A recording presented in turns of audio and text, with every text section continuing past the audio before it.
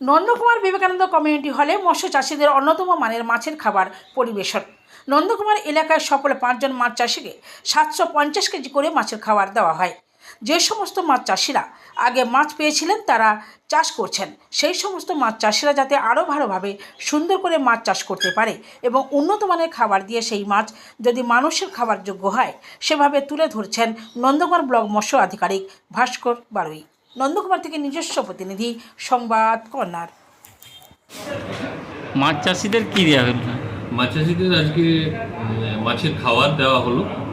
যারা composite fish কালচারে আগে চারাপোনা পেয়েছিলেন, তো তাদেরকে আবার যাতে চারাপোনাগুলো ভালো উন্নত মানের খাবার খেয়ে তাড়াতাড়ি বড় হতে পারে সেই জন্য ভালো মানের মাছের খাবার দেওয়া হলো 5 জন মৎস্য চাষিকে। 750 কেজি করে প্রতি বেনিফিশিয়ারি বা উপভোক্তা এই মাছের খাবারগুলো পেল। আপনার নাম?